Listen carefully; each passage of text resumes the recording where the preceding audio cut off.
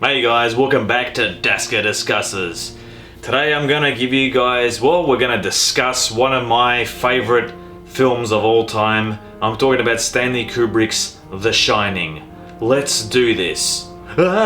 Here's Johnny! Now, Stanley Kubrick's The Shining, made in 1980, based on Stephen King's novel of the same name. Well, put it this way, we can get into so much stuff about The Shining and about the differences. I remember I read the novel as a teenager. I was about 15, 16, and it was pretty epic, and I was scared. I love Stephen King movies. I love Stephen King novels. I used to actually read the books, then watch the movies, or do the other way around, but there was something about this version of The Shining. I know the telly movie came out further down the track, but yes, Stanley Kubrick's movie is a lot different to the novel, but we'll get to that later on. What I'm going to do is this. With this discussion that we're talking about, I'll put it to you this way. I actually taught The Shining to my senior students one year back in the day, and one way to look at it is to look at it in terms of something called CAMELS. CAMELS stands for camera, acting, mise en scene, editing, lighting, sound, right? But then you've also got another S, which is storylines, okay? So if you break all that down, and I'll tell you what I thought of The Shining in a more in-depth kind of analysis discussion on it. So let's do this, shall we? Now let's talk about how the camera works in The Shining, or cinematography, okay?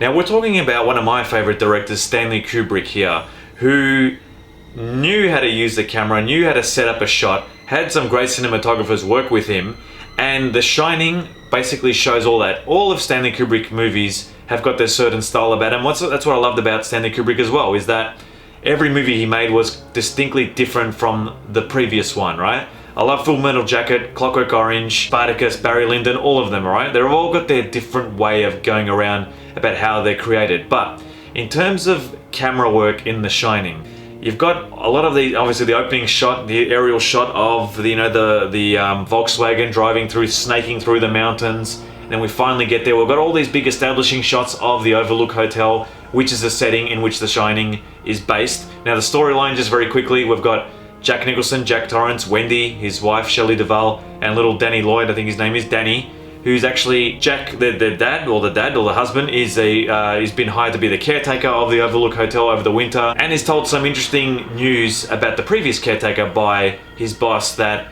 well, the previous caretaker kind of went mental and chopped his family up with an axe, quote unquote. Yes, quite disturbing, but we're talking about Stephen King here. But talking about camera, let's go back to it. It's not just, all these wide shots and the helicopter shots. There's something else in it that really works with The Shining. It is the fact that, the use of the Steadicam. Now, a lot of people say, a lot of articles out there saying, The Shining was the inventor of the Steadicam. When it was the first time they used it. No, it wasn't. They actually used it in Rocky and in a lot of other movies back in the 70s as well. But it's how they used it in The Shining is what's really good about it. Now, I'm not saying in Rocky it wasn't good the way they used it, the way he goes up the steps, but in The Shining it's something else, especially when little Danny's riding around his tricycle around the actual hotel and we're following from behind, right?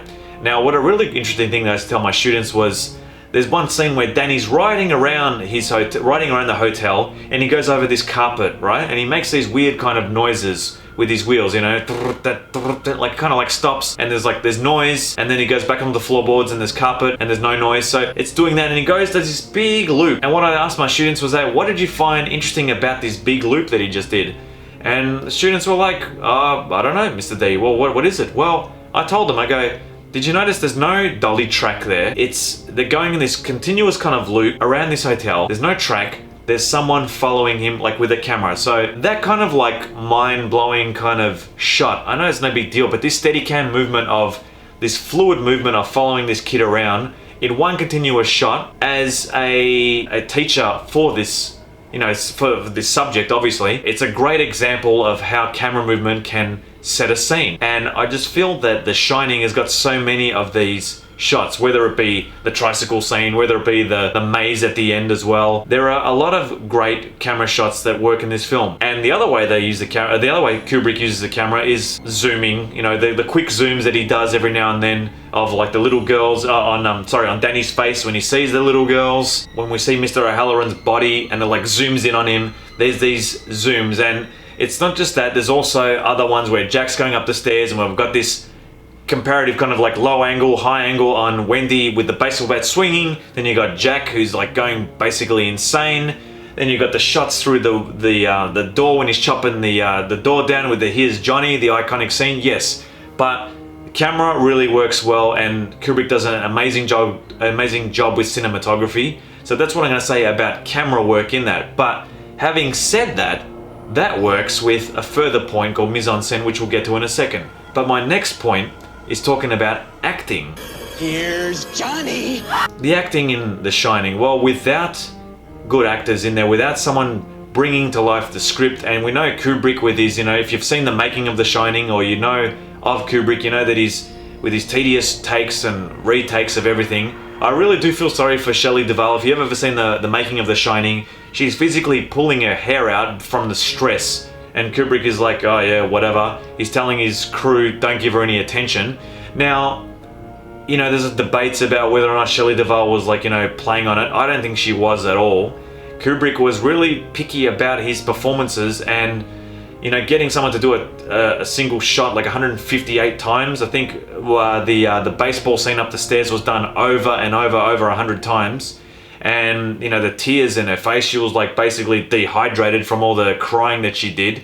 It's quite a when you watch it now, it's quite a disturbing scene to see Shelley Duvall in that kind of state. And Jack Nicholson is just putting a performance of a lifetime in a way where I think he basically gets to the point where he's become the character of Jack Torrance, where he's literally gone completely insane. Most probably because Stanley Kubrick made him do scene after scene after scene, and this is reiterated in the making of The Shining, which you can see. Now, is that a bad thing that Kubrick did to push his actors to that point? That's a debate as well. Well, would he have gotten that kind of same performance from Shelley and Jack Nicholson in that? Probably not, but I mean, where do you stop? You can't treat people like that. And tell you that now, these days, you don't really hear of those kind of stories where a director's basically pushing someone to that edge. So breaking it down, Jack Nicholson's acting is, he didn't win an Oscar for it or anything, but his whole character, his demeanor of Jack Torrance, of this used to be kind of an alcoholic father, and we find out a bit of background on, he hit his young son because he spilled some stuff on his work, and we get through that through the hallucination scene that he has with Lloyd the bartender, which is one of my favorite scenes. So he's got a bit of an angry streak, and as it builds on, Jack Nicholson's performance does get more aggressive and more angry as it goes on. I think one of my favorite scenes isn't the one where he's full-blown crazy. I think it's the scene where Wendy comes in to talk to him, and he's talking about how he's getting distracted by her and he can't work, and some really great acting there by Jack Nicholson and Shelley Duvall. You can see that she's actually scared when Jack tells her to leave the room, and not in those words. As the film goes on, where when he gets locked up in the fridge and he comes out, he's got that maniac look on his face, and he chops down the door, and he's hunting for his son through that maze at the end. It's not vintage Jack Nicholson, but it's up there. It's a great performance. Was it his best? No, I don't think so.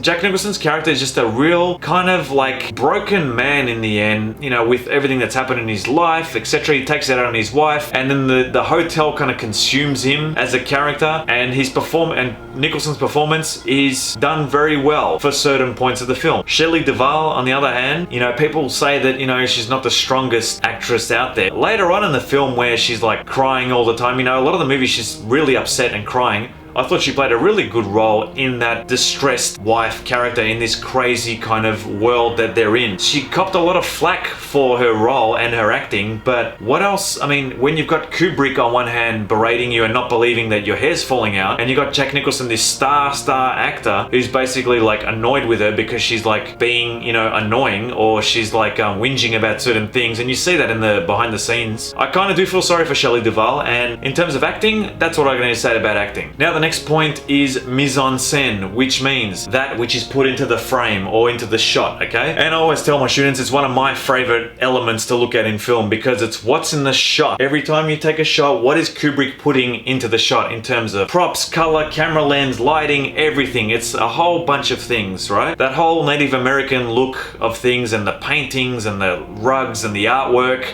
Is it clues to something else? We're told that, the hotel is built on an ancient Indian burial ground. Is that why there's all these ghosts as well? No, we won't get into that as well, because that's a horror trope that a lot of films do, e.g. Poltergeist, yeah? In terms of how Kubrick uses set design and props and how everything looks, I just think that every shot, you know, is meticulous in the way he's done everything. And especially there's that one scene where when he's talking to Jack, the one that I was talking about before, and then all of a sudden you see a chair disappear in the background.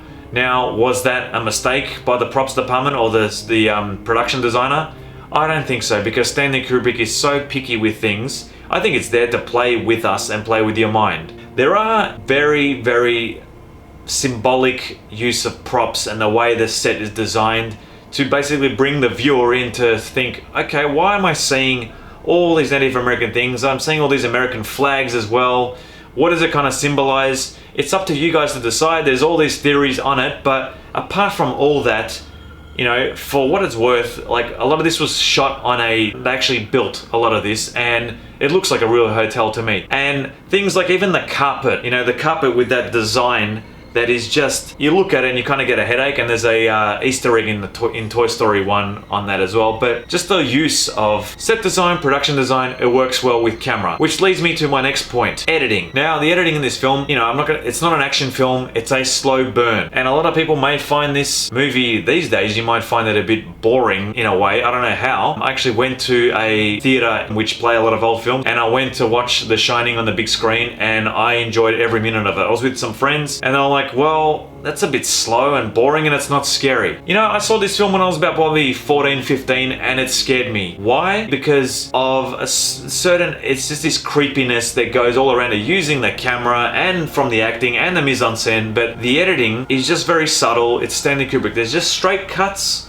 and there's nothing quick about it. The only part you get some fast-paced editing is probably, you know, the axe going through the door and the last Mise scene where he's chasing his son around, right? But in terms of like editing per se, I think the film is well structured. The narrative moves really well, and I think it's well edited, and it's a slow burn, and it's there for a reason. So people are bored about how it is. It's meant to be like that. It's a slow burn, and I think it's frightening. Lighting is my next element we'll talk about, and you know, with lighting, I think one of the key scenes they use is really good.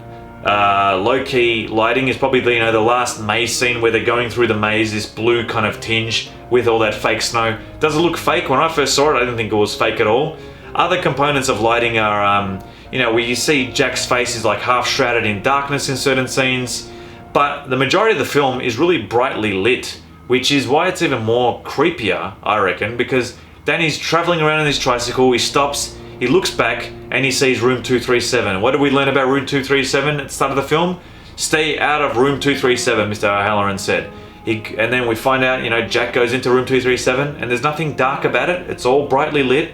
He looks over, and we've got that bathtub scene with the lady that comes out of the bathtub, which we won't get into, which is quite creepy. But again, there's no real low-key lighting used where it's like scary and it's meant to be like in this haunted house. No, it's a lot of high-key lighting where you can see everything. It's all brightly lit, fluorescent lights, you know, kitchen scenes, etc. So in a way, that works really well. What the lighting I did enjoy was the Lloyd and Jack Nicholson scene where he's talking about, you know, how he gave up drinking and he's given him his drink and he's imagining all that, and you've got that kind of backlight on Lloyd as well. He kind of looks angelic, looks like a ghost.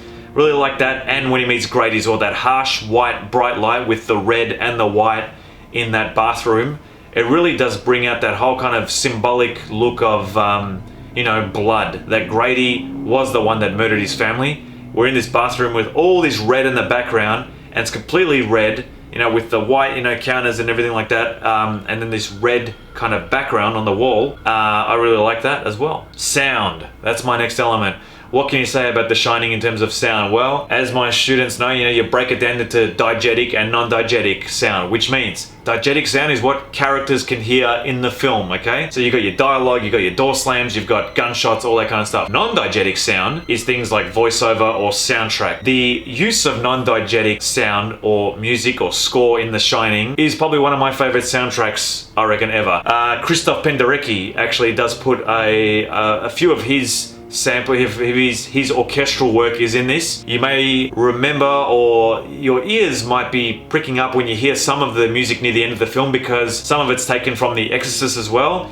I'm talking about that whole kind of, it sounds like a nightmare, scratching a violin strings, and just like this creepy kind of like voices, and just this icky kind of feeling of someone just rustling through like I don't know what, cupboards and wood and everything, and this like scratching kind of spiders going up your spine, right? There's that element. And there's also, you know, the main theme. Can't go past that, you know, the funeral kind of procession march. Yeah, worst impression, I know. But the use of sound in this film is so needed because it is basically, the movie is quite scary, you know, but I think without the soundtrack, this wouldn't have the same effect. Now, I know people think it's not scary at all, but the soundtrack makes it more creepier. We've got this heartbeat going, you know, in the background a lot, and then you've got the soundtrack which starts with this slow kind of whining of this violin or a cello, whatever it is. Different scenes have got different sounds, and I think the soundtrack is an epic soundtrack. Even though it borrows from different composers and it's not just scored by one person like, say, Star Wars, the soundtrack to The Shining is one of the creepiest, I think, ever. And if you just listen to it by itself, it's still scary. And then if you watch it with the film, Kubrick does a great job in matching up the scenes with the soundtrack. So 10 out of 10 for me for the sound. And the last thing we'll talk about is obviously storylines. I already went through a bit of the storyline in terms of, you know, what it's about. I'm not going to repeat myself, but in terms of the differences and the hatred, animosity between Stephen King and Kubrick about this, and the little subtle references that Kubrick put in there about, you know, the crushed V-dub Beetle, because in the book there's a red V-dub that Jack drives up there, up to the Overlook Hotel, but in the movie it's a yellow one, and then we see a shot of a truck that squashed the red one, you know, a reference to like Stephen King, you know, like I'm smashing your novel, or I don't care what you have to say about feedback for it, which is a shame because there's a lot of components in the novel which I think could have worked really well. Obviously, you know, doing hedge animals that come alive was a bit hard, and cutting out that whole bee scene as well, I get that, you know, for a certain extent, but Kubrick put his mark on it. He used the bare bones, the skeleton of Stephen King's book. He used that skeleton and he built off it. He kind of like Frankenstein this story for himself, and he took parts out and he made it into his own kind of version. Now later on down the track, they made a TV version of The Shining, which, you know, it's what, a 4-hour series, was on TV, and I remember watching it and I thought, they've put this part in, they've put that part in. Doesn't actually have an axe. He's got the croquet mallet, I think it is, which is the original one in the original weapon that he uses in the book as well. And the ending is completely the same as in the book, whereas the ending in The Shining, again, very ambiguous, just like a Stanley Kubrick film, where it's got that kind of iconic last shot where you walk out and you're thinking, what did I just see? I don't get that ending. And that's what a lot of my students said, but it's what you make of it, the audience member, and that's what Stanley Kubrick's The Shining is so good with. It's actually good at getting you to question the ending, the storyline, and how would you react in that kind of like circumstance. But you're in this haunted hotel with these ghosts. My favorite parts, now let's get to it. We're talking about storyline now. Let's talk about my favorite scenes in the film. Now my favorite scene in the film has got to be Wendy's basically running around trying to, like, you know, find Danny as well. And she's going up the stairs and she sees that teddy bear thing, which is like really weird. Then she sees the guy with this crack in his head saying, "Great party, eh?" I think there's some really disturbing scenes in that, and obviously the blood scene when, you know, the elevator's open, that iconic scene with the blood rushing through. I just love that whole sequence because it's just full-blown haunted hotel kind of moments where all these different scenes kind of happen with this music happening, with Shelley Duvall's character being quite, you know, upset and like freaked out about what's happening. That's one of my favorite scenes. Another one of my favorite scenes is when Grady, or the ghost, let Jack out of the fridge, or the pantry, sorry, and he gets his axe and he goes on his, you know, rampage to try and kill everyone. Yeah, not saying that's my favorite scene, but I think the way it builds up to that, and when he gets to the door and it's iconic, you know, here is Johnny, you can't really like say that's not a great scene. So those two scenes are two of my favorites in the film. Now, what I didn't like about The Shining, which, again, I've been talking this up so much, I am trying to literally think what I didn't like about it, and I'm sorry, I really am having issues trying to find kind of faults in this, because, you know what, is it because I like horror? I don't know. Is it because I love Stanley Kubrick? No, it's because I think it was something that, you know, when I was studying film and studying to be a teacher as well, and looking at Kubrick and how this was all shot and made, all of Kubrick's films, I'm a huge fan. I am doing an injustice by saying that there's faults. Now, I know there is, you know, you could say some of the cheesy acting, you can say that, not for me, my opinion is that it is a great horror film to put on. However, unfortunately these days, a lot of people are more impressed with, you know, slasher films and ridiculous movies that come out on Netflix that are just cheap CG orientated films that just basically throw jump scares at you every 2 seconds or got mass gore. I'm not going to get into the titles of them, but they're all over Netflix, okay? And that's what's, I think, lost in horror films these days, is that slow burn, terrifying, kind of gripping, edge of your seat kind of horror. There are still people that enjoy it, like me, but the majority of people won't sit there and watch 2.5 hours, you know, over 2 hours of, you know, a guy with his wife and his kid in a hotel and this slow burn that leads to the ending, which people probably now who watch it for the first time will probably think, well, that was the biggest waste of time, how boring. Well, no, it's not boring, in my opinion. It's a slow burn, and it's actually more scary than you think if you actually sit down and listen to the dialogue, listen to the soundtrack, and just immerse yourself in the film without looking at your phone. In summing all this up, if you've managed to watch all this video on The Shining, my rating for The Shining, I'm not sorry, it's a 10 out of 10 for me, because it is a masterpiece in my eyes in terms of filmmaking, in terms of everything that goes into it and the stories behind it, and made by one of our genius directors of our time. It is a masterpiece in my mind, the way it was shot, the way it's filmed, the acting, the sound, everything that just works in this film, right?